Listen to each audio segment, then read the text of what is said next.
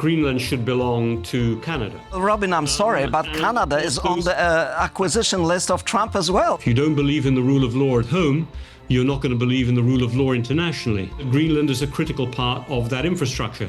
The question then becomes, do you have to own it to be safe? Is Greenland's annexation by the United States a foregone conclusion as President Trump begins enforcing his Donroe doctrine? The kidnapping of Venezuelan dictator Nicolas Maduro delivered a message to the world of how Trump wants to reassert America's supremacy. Today I'm going on the record with Robin Niblett of Chatham House to ask him if events in Venezuela and threats to take over Greenland represent a new normal, or maybe the old normal of might is right, where superpowers carve up the world. First, a short report. Under our new national security strategy, American dominance in the Western Hemisphere will never be questioned again. This statement comes hours after the capture of Venezuelan socialist leader Nicolas Maduro. For Washington, it is more than an arrest. It is a signal to the entire region.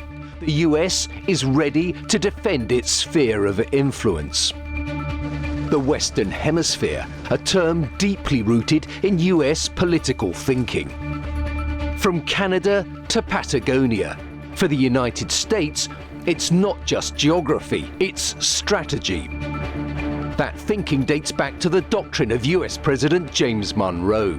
Foreign powers stay out of the Americas. Successive American presidents have enforced it with strength, from the Spanish-American War to Cold War showdowns across Latin America. Today, that map of US influence is growing again in the Americas and beyond, because Washington is looking north. We need Greenland from the standpoint of national security, and the European Union needs us to have it, and they know that. Strategic routes, rare earths, Arctic control. The message is consistent from Caracas to the Arctic Circle. Sir Robin, welcome. Thank you for joining On the Record. This is the first episode of this year. Fantastic. Delighted to be with you. So, the events in Venezuela and now threats against Greenland.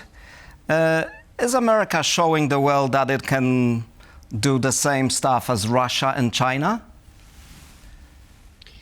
I think it is fair to say that the Trump administration is one that believes in might is right, that having power means you have the right to be able to dominate other countries.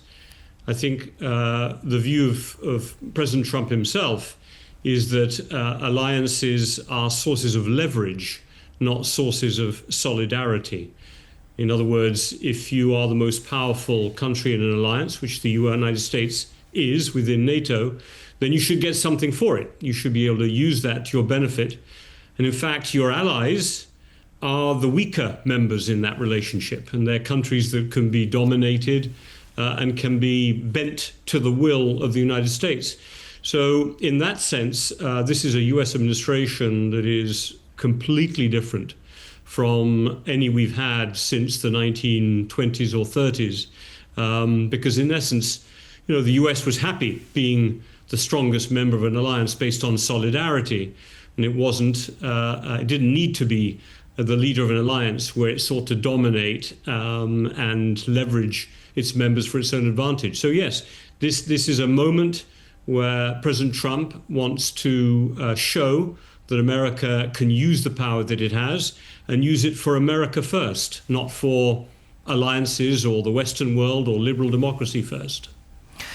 But in a sense, you could also argue that this is maybe a little more rude and straightforward, but still the same message. America wants to dominate whatever alliance it is in, but at the same time, it also wants to show that, you know, China and Russia, they have no monopoly on breaking the rules. I think, look, the US has always been selective about its approach to alliances, multilateralism, international rule of law. The United States, is not a signatory to the Conventional Test Ban Treaty, to the UN Convention on the Law of the Sea. It is not a member of the International Criminal Court. It did kind of what it felt it needed to do in 2003, invading Iraq. The list goes on and on. Yeah. So the US has always behaved as a great power when it has felt it necessary, and certainly in terms of preventing other countries from having some type of supranational dominance over it. But I'd say there is one fundamental difference where this is not, the usual America of the last 20 or 30 years. American presidents, Republican and Democrat, have believed that having an alliance and in a way paying the dues, the fees, the cost of maintaining an alliance served America's security and economic interests. And we saw this most clearly in the Biden administration, where clearly the Biden administration realized that it could only take on China and Russia if it actually strengthened the alliances that America had built after the Second World War to be able to manage the Soviet Union.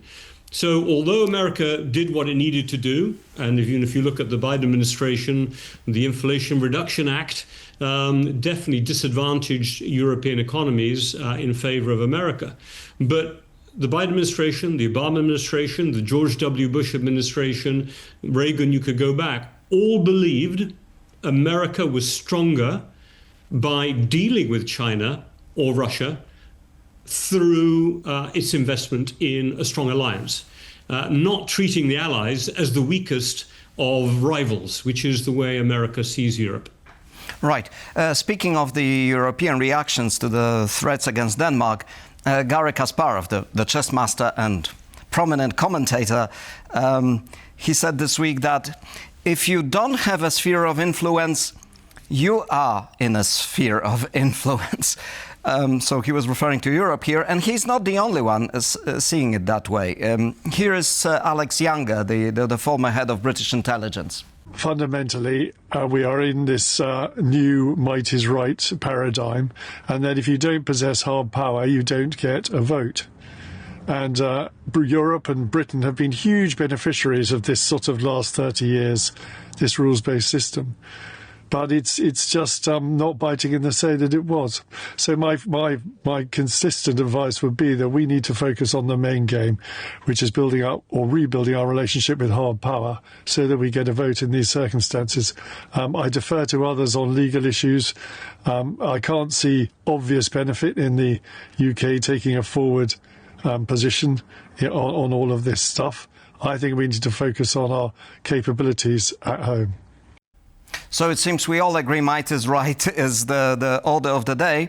But does it also mean that, traditional big powers, Britain, Germany and France, must now regain hard power, whereas the smaller countries such as Denmark have in practice very little to say? Well, I think there are only truly three big powers in the world today, which are Russia, despite it being small economically, relatively, it is big as a military power. It is Russia, China, and the United States. India is not yet, in my opinion, a great power. It could be in the future, but it doesn't have the tools to apply that more than regionally. France, Britain, Poland, we are Germany, we are all still smaller states compared to the big powers. We're not as small as Denmark, but the capacity of Britain or France or Germany or Poland to take care of our security in terms of hard power by ourselves, I think, is limited in confrontation with China, a Russia, or the United States. We as Britain, even as Britain and France, could not help defend Greenland and Denmark against the United States or against probably Russia if they chose to do something serious.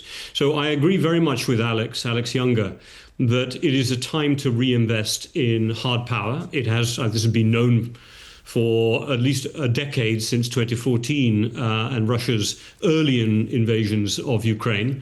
The problem is that it costs money and we don't have enough of it.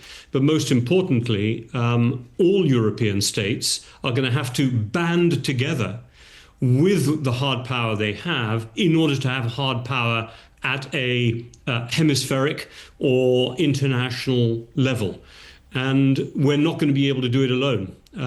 We as Britain won't be able to do it alone. I don't think Poland can do it alone. France can't do it alone. America can do it alone. China can do it alone. Russia, to a certain extent, can do it alone. So this is really about relative levels. I think on hard power, yes, I completely agree with Alex. It is a world where hard power matters again. It always has, but people forgot about it.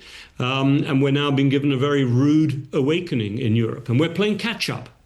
We're trying to buy time to be able to compete in this new world of might is right.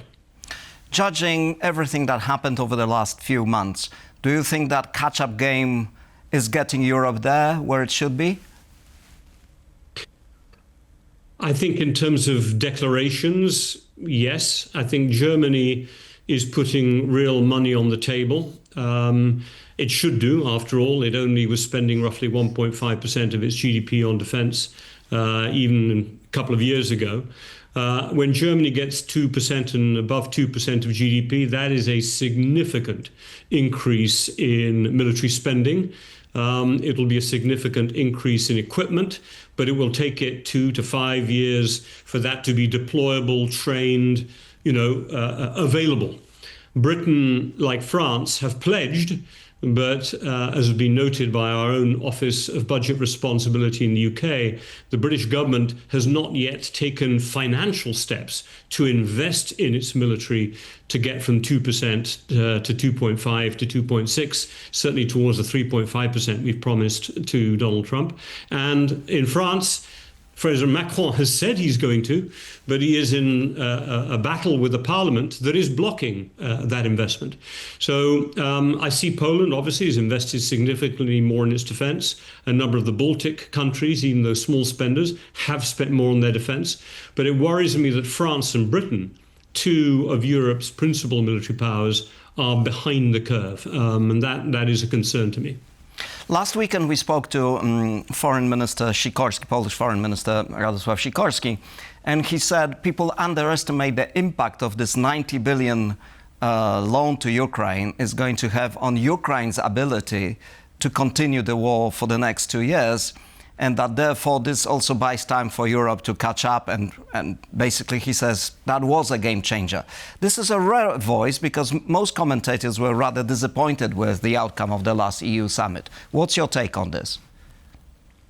Look, I'm disappointed that we have not followed one of the interpretations of international law, which is that by conducting a war of aggression, Russia has broken international law in such a way that it has forfeited control over its central bank assets that it chose to put with European institutions.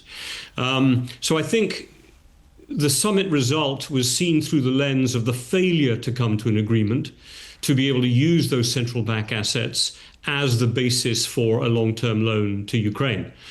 I think that is one way of, judging that summit. But I stand very much with Foreign Minister Sikorski in believing that 90 billion euros over 2 years is a significant sum of money. Most importantly, it is going to lead to a further and much deeper integration of the defense and technological industrial bases of Ukraine and European countries. Some of the reasons that we've had these drone attacks against Denmark has been the fact that there are Danish companies and plants helping build drone equipment that are being used in Ukraine against Russian forces. We are going to see, I think, during this time where we are buying time to catch up with the US, we're going to see a deepening of integration between the Ukrainian and European defense industrial bases. That will make us in Western and Central Europe stronger, as well as helping Ukraine have a sort of depth of production and a security of production for its military industrial base that will be essential for what is likely to be a long-term conflict of some sort with Russia. So I stand on the glass half full side of my assessment of the summit. Europe did what it took. It stepped up, it's provided the money. And look, those central bank reserves have now been frozen, if not in perpetuity. There's no longer the need for a 6-month reconfirmation of the frozen assets. That takes power away from the Hungarian, Slovak, and other governments from being able to unilaterally release those assets. And that was a very important development ahead of the summit.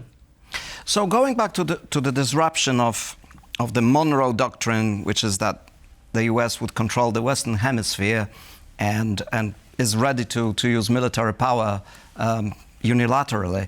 I was struck by the reactions from both Moscow and Beijing, because both suddenly discovered that there is a UN charter. Yeah, well, look, I was thinking back to Alex Younger's comment, or maybe your question about spheres of influence. If you're not in one, then, you know, if you don't have your own, you're going to be in somebody else's. I mean, there's 2 dimensions to spheres of influence. One is that in the end, not everyone can have their own sphere of influence. Only big powers can try to establish and create those. In a way, the European Union has been a form of soft sphere of influence provision. People have described the European Union as a project to create a presence of rule of law, of transparency, of good governance, which, by the way, remains very attractive to countries around the world. But we haven't had the hard power to back up what is, in a way, Europe's sphere of influence. We are battling right now to work out whether Ukraine is in our sphere of influence or in Russia's sphere of influence. The great thing about Europe is we don't believe in spheres of influence. We believe in spheres of integration and solidarity. And we're trying to ensure that Ukraine can make us all stronger by being part of that European space presence, if you see what I'm saying. Yes, I get your point. But, yeah. But on the other hand, you know, Trump exposed perhaps a painful truth that, you know, the rules-based international order doesn't exist anymore.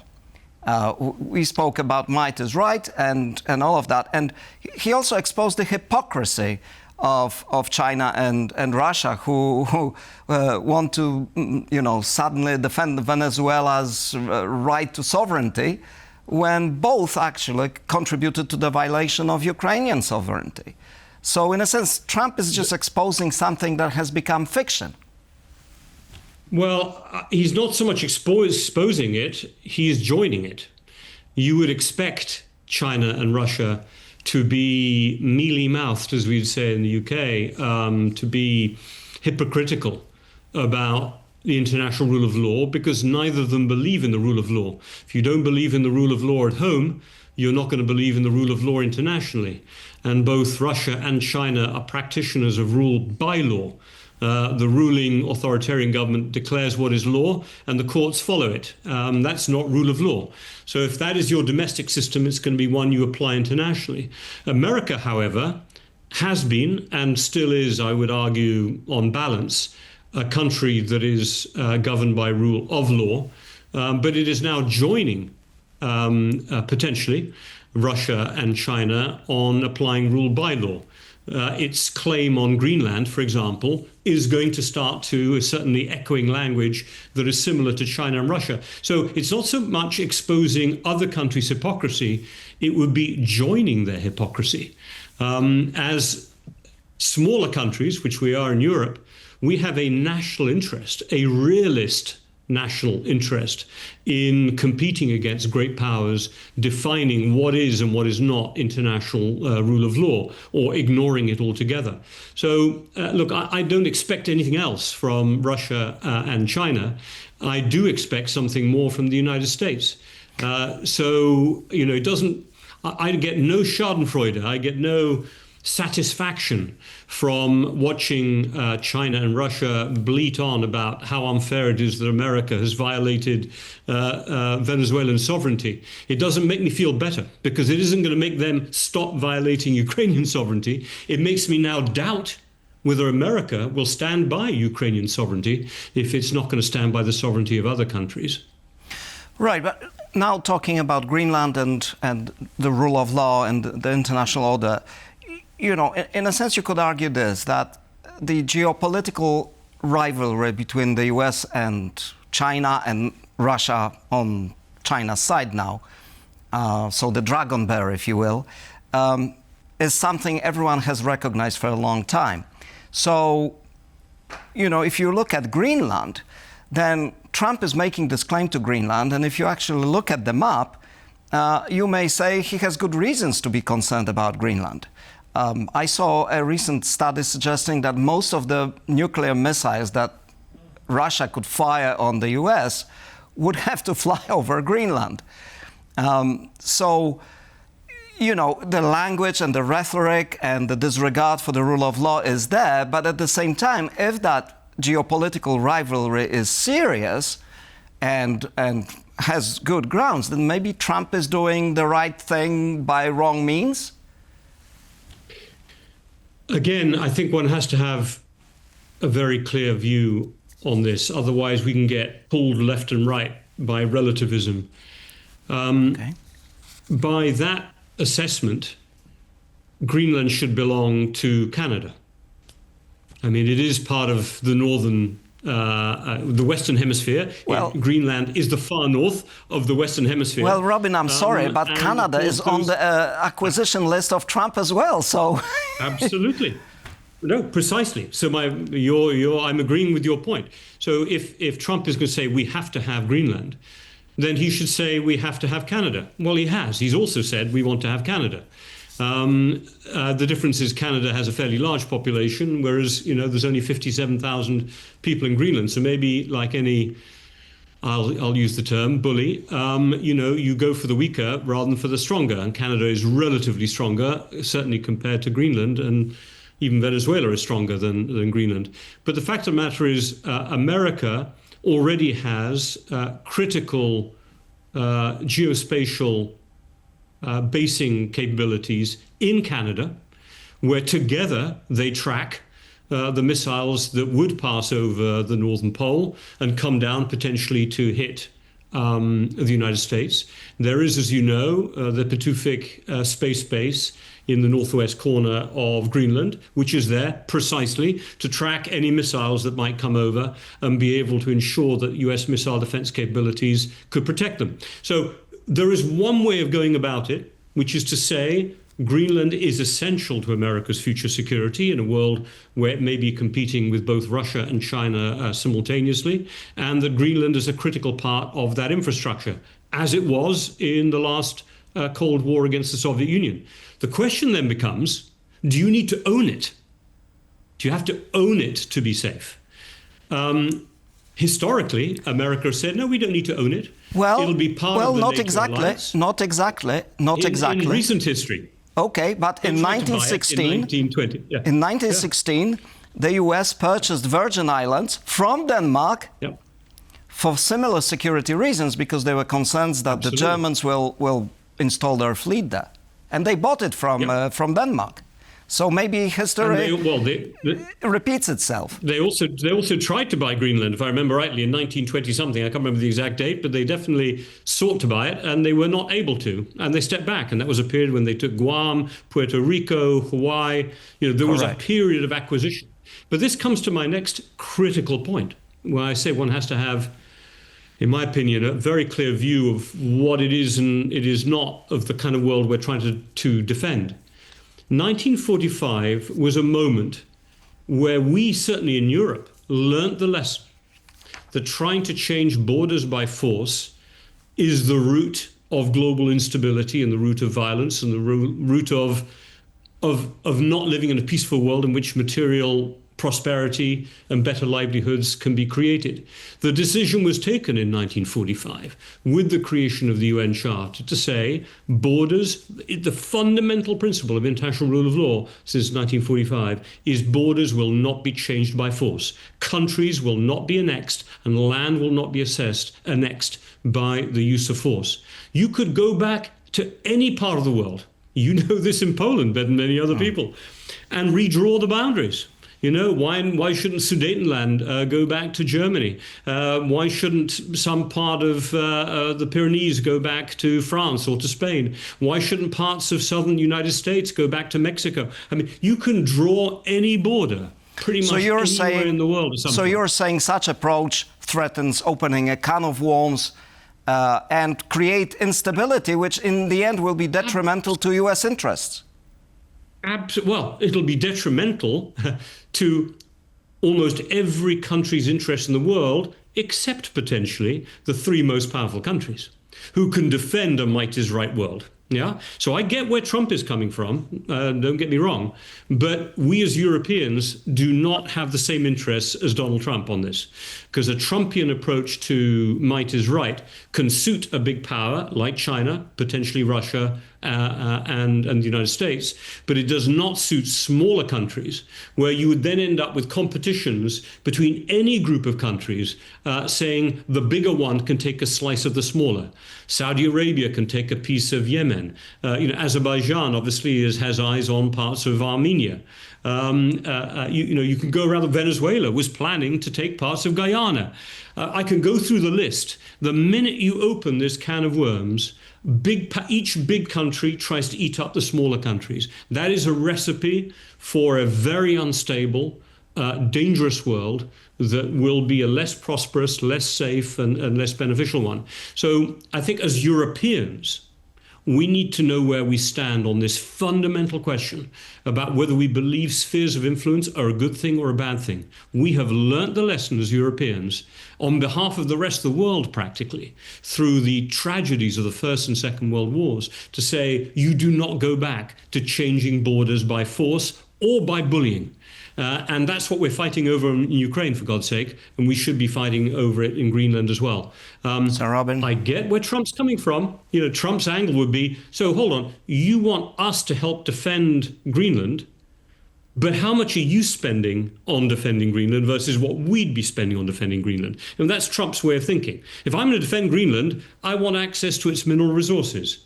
That will pay for my investment on defending Greenland. Do you see what I'm saying? That's his way of thinking. And we better have an answer to it. And right now we don't. Sir Robin, thank you very much for your comments. My pleasure as always. Thank you. Thank you for watching On the Record. And this was our first installment this year. But next week we have some more good interviews for you. Thank you.